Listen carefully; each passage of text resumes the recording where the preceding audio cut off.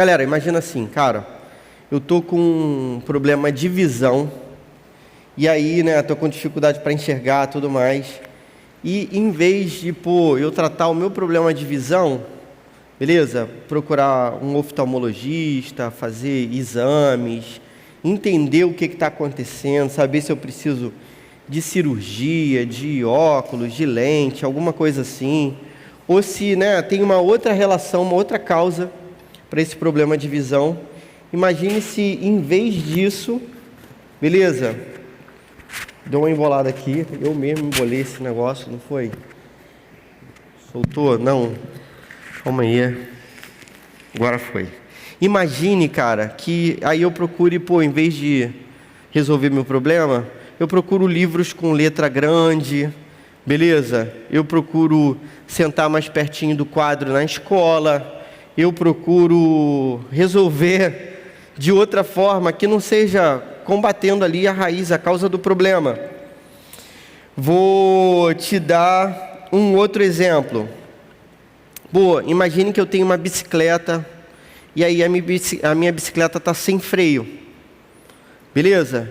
Em vez de eu tentar corrigir essa questão que vai gerar um acidente, que pelo contrário, eu me prepare para o acidente. Eu comece a treinar em casa assim, o modo de cair no chão, beleza? Vou começar a treinar o jeito que eu caio, porque, né, eu vou cair de qualquer maneira. Então eu vou treinar, vou tentar amarrar uns negócios assim em mim, usar capacete, vai ser legal, né? Em vez de usar capacete e tal, mas corrigir o problema que é o freio que está faltando na minha bicicleta. Imagina que eu tenho um cavalo, esse exemplo era para a Rafaela, né? Poxa, felizmente ela não chegou ainda. Imagine que eu tenho um cavalo, e aí o cavalo ele está ferido. E aí sempre que eu monto no cavalo, eu acabo pressionando o ferimento dele, e aí ele começa a ficar meio afoito, assim, beleza? Meio arredio. E aí eu fico pensando que, né, o negócio é ele se acostumar com aquele machucado, em vez de eu tratar o machucado do cavalo para ele ficar curado, ficar bom.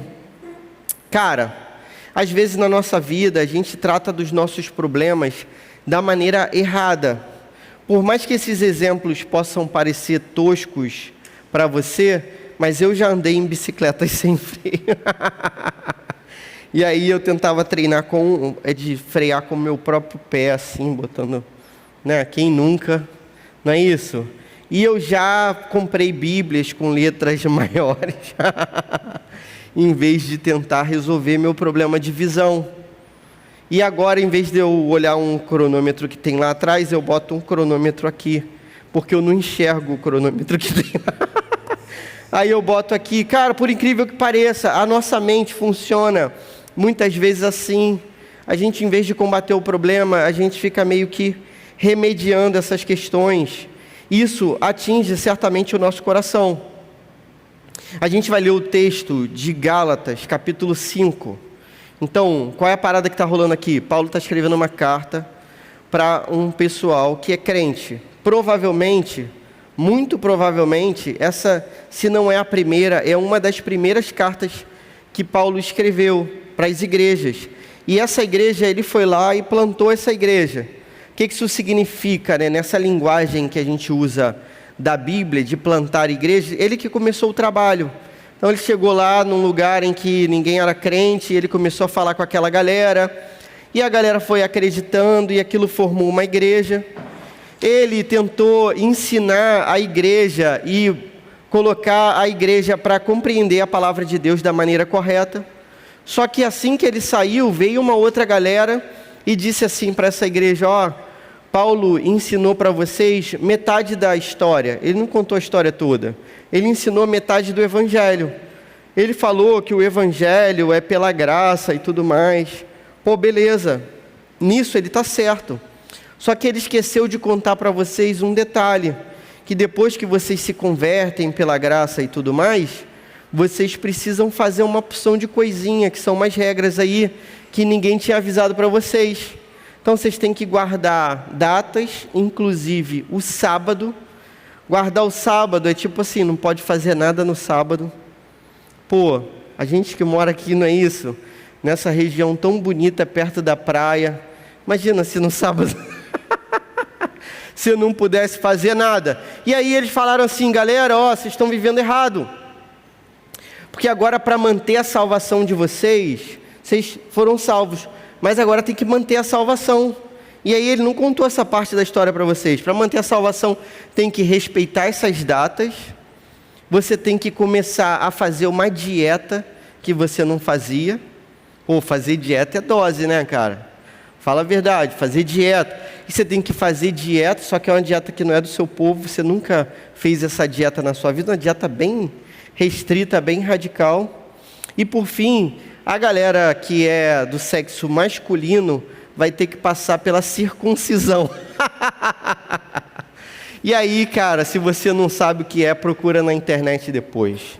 Beleza? Que eu não vou explicar isso agora. Pô, olha só, meu irmão, o pessoal chegou tocando terror, falou, ó, vocês são salvos pela graça, é verdade, mas para permanecer no caminho mesmo tem que fazer essas coisas.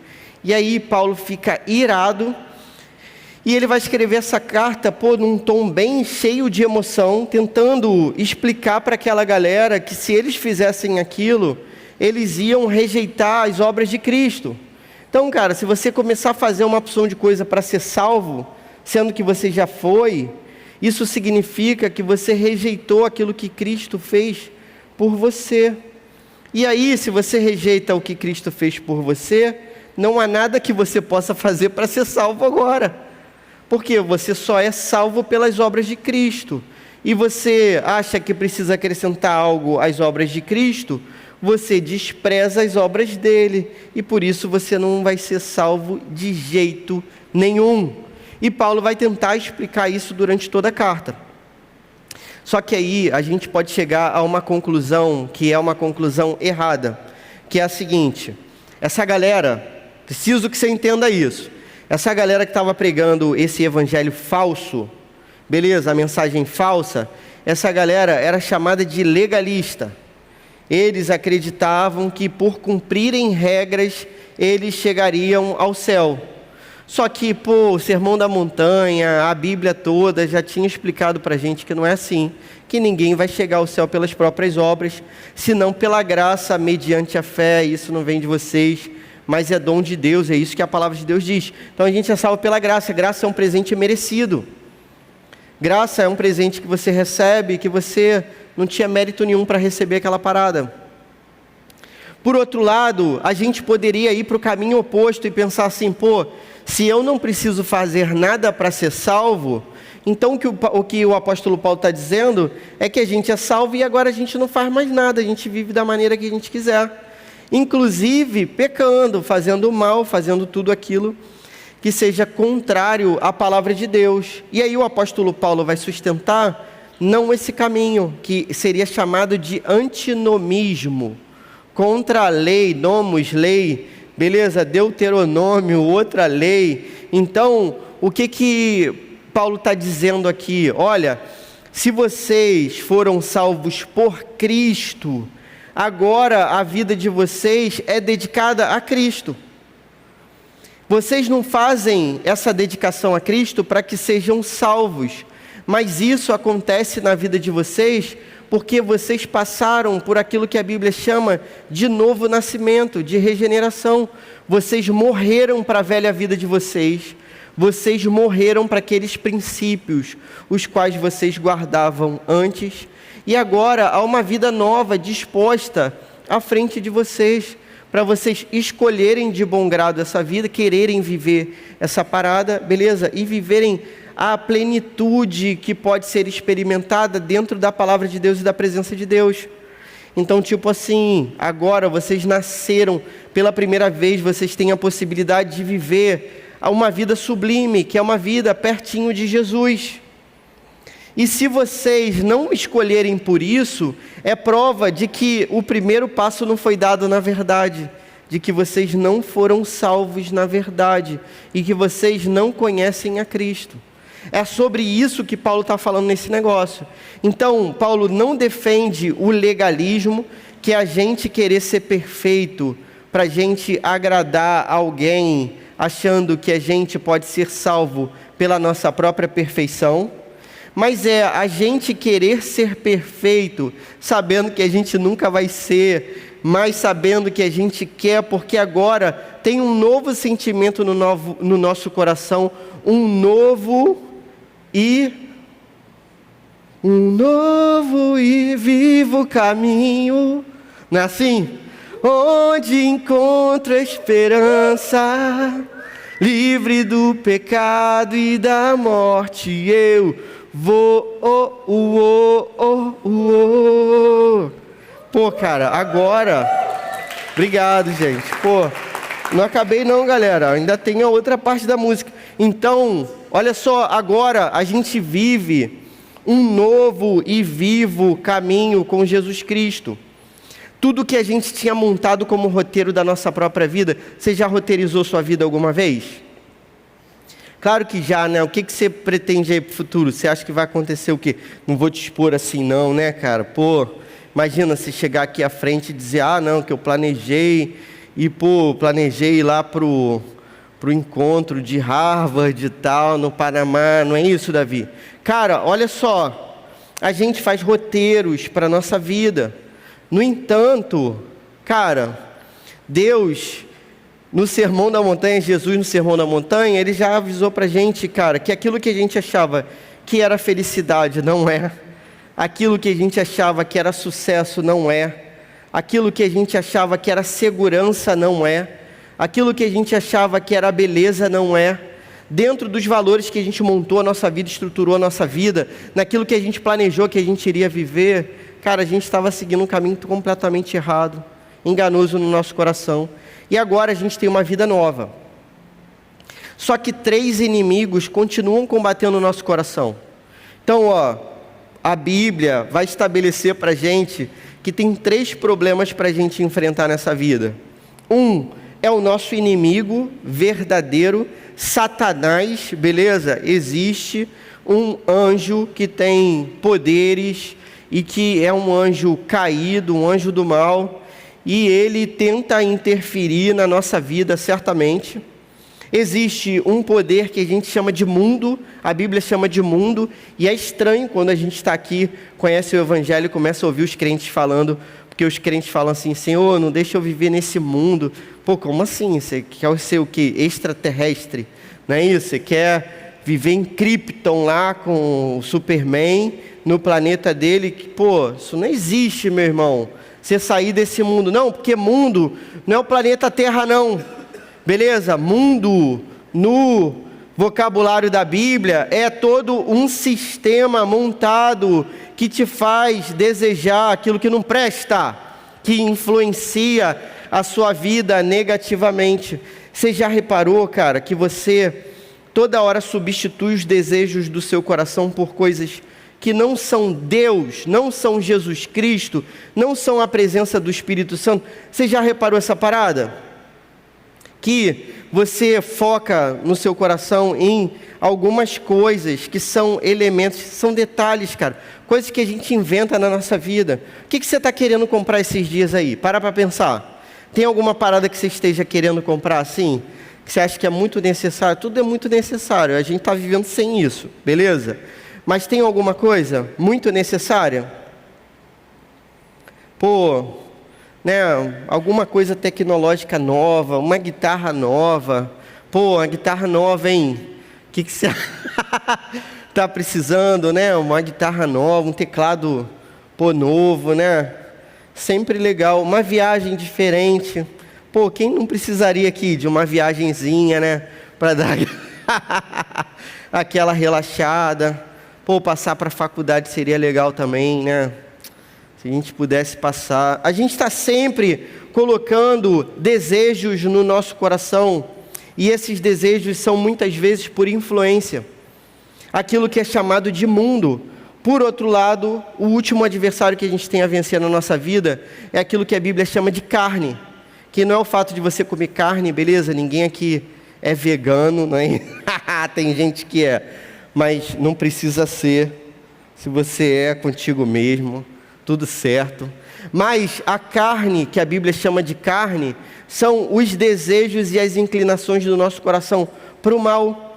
Ainda que as luzes estejam apagadas, por exemplo, ainda que eu não veja nenhum outdoor, ainda que eu não acesse as mídias sociais com todas as propagandas que há nas mídias sociais, ainda que esteja tudo escuro, beleza? E eu apague todas as luzes, dentro de mim ainda há um adversário, que é a minha própria carne que se inclina para o mal.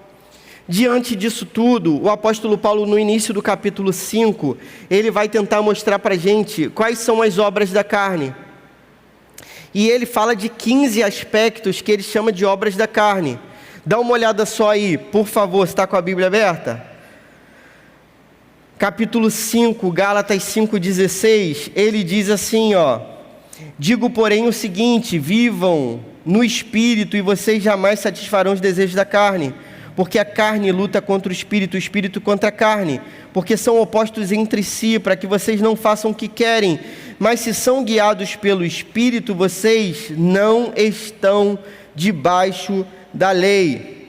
Ora, as obras da carne são conhecidas, e aí ele vai dizer quais são: imoralidade sexual, impureza, libertinagem, idolatria, feitiçaria, inimizade, rixa, ciúme, ira, discórdia, divisões, facções, invejas, bebedeiras, orgias e coisas semelhantes a essas. Então, o que o apóstolo Paulo está defendendo aqui? Olha só, a nossa vida produz nesses desejos que tomam conta do nosso coração, produz essa parada como obras meio que naturalmente. Por quê? Porque a gente é inclinado para o mal e a gente viveu assim, de certo modo, a vida toda. Só que agora Paulo quer que você se convença de que você não é mais assim. E Jesus grita isso no nosso coração, que agora a gente pertence a Ele. E por isso a nossa vida está completamente mudada. Se antes eu olhava para lá, agora eu olho para lá. Beleza, se antes meu desejo estava na portinha de lá, agora está na portinha de cá. Porque Jesus fez uma transição na minha história, na minha vida completamente. É isso que o apóstolo Paulo está querendo defender. E aí o apóstolo Paulo vai dizer o seguinte: se você foi alcançado pelo Espírito Santo, você vai produzir aquilo que a Bíblia chama de fruto do Espírito. Então a Bíblia chama no plural de as obras da carne, coisas que fazem parte do nosso desejo. Cara, no meio das obras da carne tem umas paradas muito loucas, assim, tipo, muito graves pra gente, mas tem coisas que parecem simples. Então, olha só, a Bíblia fala de imoralidade sexual, impureza. Isso aqui está ligado com prostituição, mas fala de libertinagem. Algumas traduções vão chamar libertinagem de sensualidade. Cara, olha só, a Bíblia condena a sensualidade, beleza? Então, se você se apresenta ou quer se apresentar, seja pessoalmente ou nas mídias sociais, de modo sensual, se por exemplo, se aquilo que você publica é para que as pessoas vejam parte do seu corpo como algo sensual, a Bíblia está condenando isso e está chamando isso de obras da carne. Quando fala de ira, fala de acesso de raiva. Sabe, aquelas pessoas assim que tem esses rompantes de raiva, assim? Porque ira, cara, até Deus se ira de modo santo. E a Bíblia diz que é possível se irar sem pecar. Talvez a melhor tradução aqui fosse acesso de raiva. O que é acesso de raiva? É de repente você ficar nervoso demais, assim, meio que incontrolável. Inveja, cara, é tratado como um problemaço aqui, está no meio de idolatria, por exemplo, e de feitiçaria. Inveja, sabe, você desejar o que o outro tem, seja na posição que o outro tenha, ou qualquer coisa desse tipo. Um colega tirou a nota maior do que a sua, você ficou insatisfeito com isso. Isso se chama, biblicamente, inveja. Alguém tem um tipo de cabelo que você acha que é mais bonito do que o seu, e aí você fica pensando assim, por que eu não tenho o cabelo igual daquela pessoa? Isso a Bíblia chama de inveja. Cara, teu cabelo foi Deus que te deu, beleza? Esse negócio de padrão estético é invenção. Fica tranquilo com isso. Em cada tempo era de um tipo, toda hora muda. O negócio é vender. Cara, seu cabelo está maravilhoso, perfeito, foi do jeito que Deus deu. Dê graças a Deus que você tem cabelo. O dia que você ficar igual a mim, você vai ter que acreditar que foi Deus também, né? Pô, Jesus ainda fala isso para acabar comigo. Os cabelos, até o cabelo da sua cabeça foi contado. Eu digo assim, Jesus, por que que você está falando isso comigo? Poxa, já não seria o bastante, né? O cabelo da minha cabeça cair. E agora a gente está no verso 22. Verso 22, abre aí comigo. Mas o fruto do Espírito é, o fruto no singular, o fruto do Espírito é amor, alegria e paz, longanimidade, benignidade, bondade e fidelidade. Aí eu inventei uma parte assim, faltam mais duas coisinhas, mansidão e domínio próprio. Faltam mais duas coisinhas. É a música lá do Três Palavrinhas. Mansidão, só que não tem essa outra parte. Mansidão e domínio próprio. Ainda tem mais um pedaço. Contra essas coisas não há lei. Está escrito aqui. Então, olha só. O fruto do Espírito é amor, alegria, paz, longanimidade e benignidade. Cara, o que significa isso, né? Longanimidade é ânimo longo. É paciência. Por que não escreveu paciência aqui? Meu Deus, está me faltando paciência com essa galera que fez essa tradução aqui. É paciência. É ânimo longo. É tipo assim, você não desanimar. Beleza? Então, é isso. E benignidade é você ser amável. Você ser amoroso, sabe? Você conhece uma pessoa que é amável? Amável, assim, uma pessoa tão bacana, assim, tão... né, bonita, tão, é isso que tá chamando de benignidade. O resto você sabe com certeza o que é, e domínio próprio ninguém sabe o que é. Domínio próprio, meu irmão, é coisa difícil, beleza? Outras traduções chamam de temperança, que é você conseguir se controlar. Cara, quem aqui consegue dizer que consegue se controlar em todas as situações assim? Você consegue se controlar em todas as situações? Só que o apóstolo Paulo está defendendo uma parada para a gente aqui que é importante. Olha só, a única lição dessa noite, depois de eu ter tentado explicar isso tudo para você, o fruto do Espírito é desenvolvido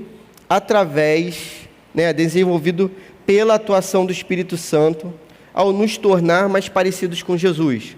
Então saca só, o fruto do Espírito é desenvolvido pela atuação do Espírito Santo ao nos tornar mais parecidos com Jesus. Mas isso não resolveu nada, isso que eu falei. Mas beleza, vou ficar com essa parte por enquanto. Saca só, o fruto do Espírito, ele é gerado pelo Espírito Santo no nosso coração. E isso faz a gente se parecer com Jesus. Pô, mas e aí? Beleza. Mas eu quero ter o fruto do Espírito. Poxa, se você quer ter o fruto do Espírito, isso já é bom sinal. Tudo bem? Porque aqueles que são regenerados, aqueles que foram tocados pelo Espírito Santo, aqueles dos quais o apóstolo Paulo fala nessa carta de que já foram salvos por Jesus, esses querem viver a vida assim. Você quer viver a vida assim? Sendo cheio de amor, alegria, paz, paciência, amabilidade, bondade, fidelidade, mansidão, domínio próprio. Você quer ter uma vida assim? Então, muito provavelmente, você foi já alcançado pelo Espírito Santo. Só que, cara, você sabe que... Eu sempre falo de planta aqui, vocês vão me perdoar. Mas é porque a Bíblia fala de planta o tempo todo. Você sabe quanto tempo demora para uma planta dar fruto? Demora tempo pra caramba, cara. Você já plantou uma jabuticaba na sua vida? Não, eu já plantei. Beleza? Então, é assim, ó. Quando você coloca a sementinha lá, sabe quanto tempo que demora para a semente crescer assim? Um pouquinho. 1 ano e meio. Beleza? 1 ano e meio. Sabe quanto tempo demora? Se não tiver enxerto, alguém vai falar assim, não, mas eu fiz enxerto na planta. Esquece isso. Estou falando da semente. Beleza? Aquilo que nasceu na semente. Sabe quanto tempo demora para uma jabuticabeira da jabuticaba sendo plantada da semente na terra e você esperando ela dar fruto? Provavelmente 20, 25 anos para dar uma jabuticaba. Demora isso tudo. Paulo está dizendo que aquilo que é gerado no nosso coração é um fruto. Geralmente, meus irmãos, um fruto é demorado. Paulo diz que é um fruto com isso tudo. Imagine uma tangerina. Quem gosta de tangerina aí? Levanta a mão. Quem não gosta, pode se retirar, beleza? Cara, imagine uma tangerina. A tangerina tem vários gomos. Então, é um fruto com isso tudo. É isso que Paulo está explicando. Então, o fruto do Espírito, a tangerina do Espírito, beleza? É isso tudo: amor, alegria, paz, longanimidade, benignidade, bondade, fidelidade, mansidão, domínio próprio. Isso tudo é cada gominho ali da tangerina formando todo o fruto. Só que quando a fruta dá fruto, demora a crescer e amadurecer. Eu tenho uma fruteira lá que dá fruto rápido na minha casa, que é um tomateiro. Você sabe que tomate é fruta, né? Já sabe disso há um tempão. Desde que você brinca, né, daquele jogo das letrinhas assim, a dedanha. Aí você tem que falar uma fruta com a letra T. Aí você fala tomate. Aí a galera fica meio assim, né? Cara, então, tem um tomateiro lá na minha casa. O processo do tomateiro é um pouquinho mais acelerado. Só que ele dá o fruto, e o fruto ainda tem que crescer, e depois ele tem que amadurecer para ele ficar no ponto certo. O que o apóstolo Paulo está querendo garantir para a gente, meu irmão e minha irmã, é o seguinte: o Espírito Santo já está agindo no nosso coração, só que esse é um processo lento. Sabe quanto tempo que essa parada demora? A vida, beleza? Demora uma vida. Tem árvores, cara, que demoram muito mais a dar frutos. Então, se você pegar, uma oliveira, a oliveira, para dar fruto, ela tem que ser bem velha. Então, tem que passar de 40 anos, às vezes, para ela dar o primeiro fruto dela. O que o apóstolo Paulo está querendo dizer também é que esse processo é demorado para que o fruto do Espírito se forme, mas ele se forma ao mesmo tempo de modo orgânico. Só que o que acontece na nossa vida é que a gente às vezes não repara o que está sendo formado. Tipo assim, é possível que você diga para mim que você falhe aqui em uma dessas áreas. Então, Clóvis, eu não tenho domínio próprio. Ou eu não sou uma pessoa mansa. Só que é que talvez a gente esteja um pouco enganado. Beleza? Enganado em que sentido? Na verdade, cara, todo mundo falha em todas as áreas aqui. Isso é bobagem do nosso coração, é auto-engano. Eu posso pensar assim: não, porque eu tenho alegria, eu sou uma pessoa alegre. Né? Vocês olham para mim, eu não sou uma pessoa alegre. Eu faço assim, nada tem graça, eu falo, que pessoa alegre, que maravilha. Então, mas essa alegria aqui é um tipo de alegria que é alegre somente para o bem. Só que qual é o problema? Às vezes eu me alegro para o mal. Eu vejo uma pessoa caindo, eu acho graça. Porque é engraçado, não é? Poxa, não tem graça, cara. Principalmente quando você se coloca no lugar da pessoa. Então, qual é a parada? Ainda que eu olhe para esses elementos aqui e pense assim: poxa, desses 9 aqui, tem uns 3 assim que estão meio ruins na minha vida. Não, cara, está faltando em todos, na verdade. Mas esses 3 que estão meio ruins, são os 3 que você está focado agora, que você está achando que precisa melhorar. Só que eles vão se desenvolvendo ao mesmo tempo. Então, o que o apóstolo Paulo está querendo dizer é o seguinte: cara, imagina que a gente tem uma tangerina. E aí, a gente olha para aquele fruto assim, e pensa assim: seria legal se esse gomo aqui crescesse mais... Se esse gomo aqui crescesse mais um pouquinho. É possível a gente fazer isso numa tangerina? A gente pegar uma tangerina plantada e a gente querer que um gomo cresça mais do que os outros. É possível fazer isso? Não. E o que cresce é a fruta toda. Então, o que o apóstolo está querendo dizer para você é o seguinte: cara, vai crescer, mas vai crescer tudo junto. por mais que pareça difícil compreender, vai crescer tudo junto. Qual é o ingrediente para essa parada crescer? Esse que é o detalhe, beleza? Então até agora o que eu fiz foi chover no molhado. Tudo que eu falei você já sabia. Você só não entende às vezes de tangerina, de jabuticabeira e tal, mas tudo que eu falei você já sabia, provavelmente. Como que essa parada cresce? Então, a planta, ela não cresce pela parte que está de fora, ela cresce pela parte que está dentro da terra. Então é assim, antes da planta crescer para cima, ela cresceu para baixo, beleza? E cresceu bastante, e ela se enraizou profundamente.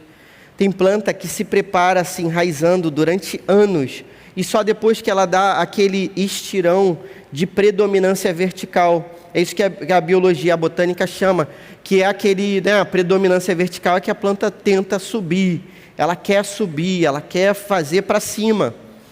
Quando você quer que um fruto seja melhor, você não mexe no fruto, beleza? Você mexe no nutriente da planta. Essa aqui é a parada. É sobre isso que o apóstolo Paulo está querendo dizer para a gente. Imagine vocês assim, que a gente queira fazer uma comida do Outback. Vou dar um exemplo maluco aqui, beleza? Quem gosta de Outback aí, levanta a mão. Quem nunca foi no Outback aí, levanta a mão. Sabe o que você está perdendo, minha irmã? Mas eu entendo. Toda vez que eu vou lá, no final, quando vem a conta, eu me arrependo. Penso assim, meu Deus, pode parcelar em 10 vezes, né? Sem juros. Sem juros, se possível. No cartão, cara, tem uma sobremesa.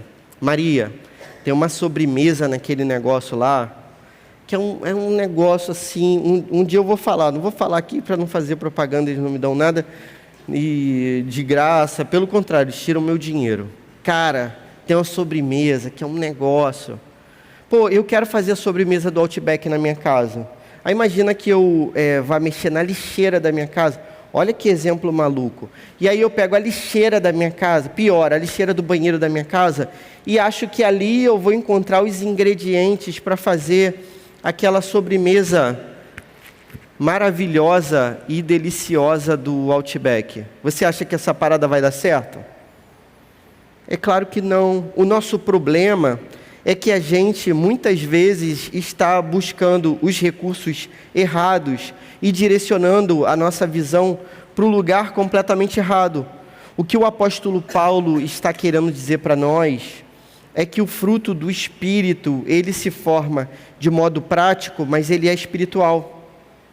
Então, a única forma de desenvolver o fruto do Espírito no nosso próprio coração é a gente se aproximando de Jesus Cristo. É isso. Entende? Então nunca vai ser eu tentando ser melhor.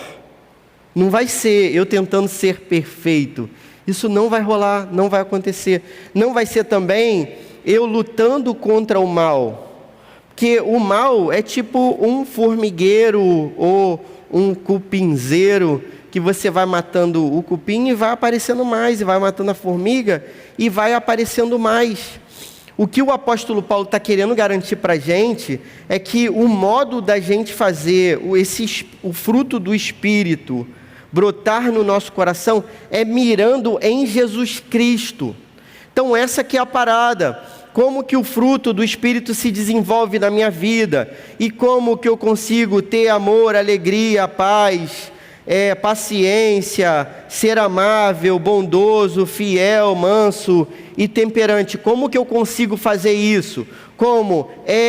Estando do lado daquele que é isso tudo perfeitamente.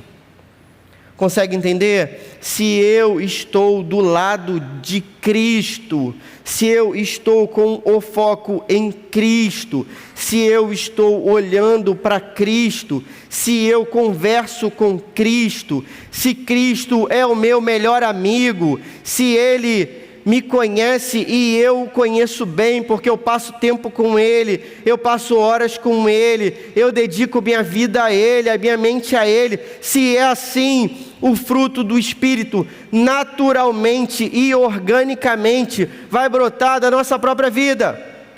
sem esforço da gente não querer fazer determinadas coisas, ou querer produzir determinadas coisas, mas naturalmente, de modo orgânico, porque é isso que o apóstolo Paulo está sustentando nessa carta toda.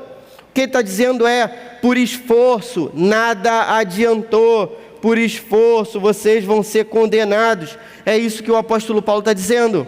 Então ele diz assim: cara, como que o fruto do Espírito vai brotar? Ao passo que você mire em Jesus. Quando você olha para Jesus, beleza, você fica cheio do Espírito Santo e você produz o fruto do Espírito. Quando você olha para as coisas e para as aparências, para aquilo que é externo, para os rótulos, para a exterioridade, quando você olha para isso que está do lado de fora, é como se você fizesse coisas que não adiantassem de nada. Sabe aquela cena do Karate Kid, em que o Jaden Smith, ele está entendendo que alguém assistiu o Karate Kid aqui? É clássico, hein? Beleza? É outra coisa que a gente... É igual a Tangerina. Aqui, meu irmão, Tangerina é unanimidade, beleza? Karate Kid também. Não quero saber de ninguém falando mal desse filme. Cara, aí, sabe, naquela hora que ele entende o que o Jack Chan estava fazendo com ele? Mandando ele pegar casaco, tirar casaco, pegar casaco, tirar casaco. Ele tinha que varrer as coisas lá também. Ele não entendia. Só que tem uma hora que a ficha cai. Mais surpreendente do que isso é quando a gente descobre que essa é a noção que a Bíblia traz pra gente. Porque, tipo assim, quando ele tirava casaco e botava casaco, ele estava fazendo exercício para ficar ágil e tal. No Karate Kid antigo mesmo, o cara mandava, o Sr. Miyagi mandava lá ele limpar o carro. Aí ele se defendia, assim, dos golpes com aquele negócio que ele fazia. Só que mais inesperado ainda é o fruto do Espírito. Porque são óticas completamente diferentes. Não é uma parada prática que você faz que serve para outro sentido. Não. É você sentar do lado de Jesus. É você ouvir a voz de Jesus. É você guardar a palavra de Deus no seu coração. É você gastar tempo de vida com Cristo. Quanto tempo a gente gasta do ladinho de Jesus no nosso dia a dia? Talvez por isso a grande dificuldade da gente apresentar o fruto do Espírito. Por mais que a gente lute, por mais que a gente queira, cara, a gente não consegue produzir essa parada. Por fim, o apóstolo Paulo, ele ainda vai dar mais uma dica pra gente, que é importante. Olha só, a única lição desse texto está em Gálatas 5:25. Se vivemos no Espírito, andemos também no Espírito. O que o apóstolo Paulo está dizendo não é que a gente tem que praticar coisas boas, é que a obra mais sublime que vai fazer a gente praticar coisas boas é andar no Espírito. No Espírito, beleza? Com Ele, do lado dEle. Consegue entender? Quanto mais você ora, quanto mais você medita na palavra, quanto mais você se humilha diante de Deus, quanto mais você confessa os seus pecados a Deus, quanto mais você dedica a sua vida aos louvores e à palavra de Deus, quanto mais isso acontecer, mais diretamente proporcional vão acontecer essas obras que o apóstolo Paulo faz questão de nem chamar de obra, de chamar de fruto, por ser uma parada muito mais intrínseca e muito mais natural do que qualquer outra coisa. A aplicação é: devemos andar no Espírito. Devemos andar no Espírito. Onde o Espírito está, nós devemos estar também. É isso que a palavra de Deus quer dizer. Sabe onde o Espírito está? Nas reuniões de oração. Nas reuniões de oração. É onde o Espírito está. Me lembro dos jovens lá do país de Gales. Cara, sei que é coisa velha, mas beleza, é o que eu me lembro. A galera lá do país de Gales, antes de viver um avivamento, o que eles pensavam? A gente não pode faltar uma reunião de oração, porque se a gente faltar, pode ser que o Espírito se derrame e a gente não veja, não receba, não esteja naquele lugar. Então, meu amigo, o Espírito se derrama na reunião de oração, nas orações coletivas, aqui quinta-feira, beleza, 20 horas, aqui sexta-feira, 19 horas, aqui sábado, 19 horas, é nesse momento que o Espírito se derrama. Sabe quando que o Espírito se derrama?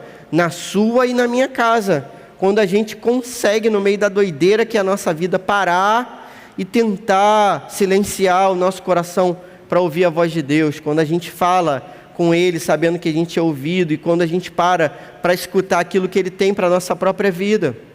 Nesses momentos, a gente anda no Espírito, e aí a gente produz aquilo que é impossível produzir, porque é como se a terra estivesse recebendo os nutrientes que são invisíveis, mas que depois visivelmente consiga brotar o fruto, que é chamado de fruto do Espírito. Meus irmãos, poxa, que vocês dediquem a vida de vocês a estarem do ladinho de Jesus, a conversarem com Jesus, que Jesus seja o melhor amigo de vocês, melhor amigo do que qualquer namorado, qualquer namorada, qualquer melhor amigo ou melhor amiga que exista, que Jesus seja o melhor amigo de vocês, aí certamente vocês vão produzir esse fruto. Que seja assim na minha vida também. Vamos orar? Senhor, muito obrigado pela Tua palavra, Senhor. Obrigado porque a gente sabe que a gente não consegue produzir nada de bom no nosso próprio coração, por mais que a gente se esforce, Senhor. E a gente se esforça, e a gente quer ter uma vida santa, e a Tua palavra requer obediência também, certamente, Senhor. Mas em nome de Jesus, Senhor, a gente quer começar pelo passo certo. A gente quer estar do lado do Teu Filho, a gente quer ouvir a voz do Teu Filho, a gente quer conhecer o Teu Filho Jesus pelo Seu caráter, pela Sua bondade, pela Sua beleza, pela Sua presença, Senhor. Que seja assim, que seja no nosso cotidiano, todo dia, para que esse fruto se desenvolva no nosso coração para a Tua glória, Senhor. Que seja assim, poxa, muda a nossa história, intervenha, Você é o Deus que intervenha na nossa história, é o que a gente pede, em nome de Jesus. Amém.